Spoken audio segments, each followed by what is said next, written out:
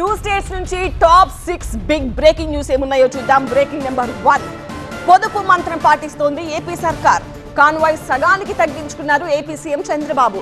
శుక్రవారం no vehicle డేగా ప్రకటించారు. అధికారులు ఒకే వాహనం వాడాలని సూచించారు Chandrababu Naidu. Second breaking news. మోసం అవినీతిలో బీజేపీ బీఆర్ఎస్ ఒకేలా ఉన్నాయన్నారు తెలంగాణ సీఎం రేవంత్ రెడ్డి. నీట్ రద్దుతో విద్యార్థులు తీవ్ర ఆందోళనలో ఉన్నారన్నారు ముఖ్యమంత్రి. Breaking number 3. మాజీ సీఎం జగన్ ను కలిశారు మామిళ్లపల్లి రైతులు. మొక్కజొన్న నిల్వ చేసుకున్న గోడౌన్ పై టీడీపీ నేతలు దాడి చేశారని జగన్ కు వివరించారు రైతులు. Breaking number 4.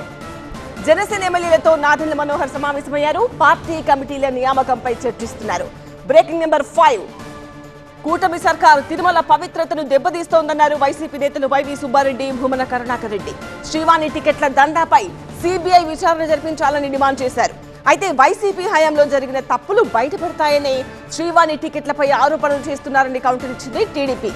Last breaking news. తెలంగాణలో అకాల వర్షాలు రైతులను నిండా ముంచాయి. కల్లాల్లో ఆరబెట్టిన ధాన్యం తడిసి ముద్దయిపోయింది. మరోవైపు రైతులు అధైర్యపడొద్దన్నారు మంత్రి ఉత్తమ్. చివరి గింజ వరకు కొనే బాధ్యత ప్రభుత్వానిదే అన్నారు ఆయన. ఇవి వరకున్న 6 బిగ్ బ్రేకింగ్ న్యూస్.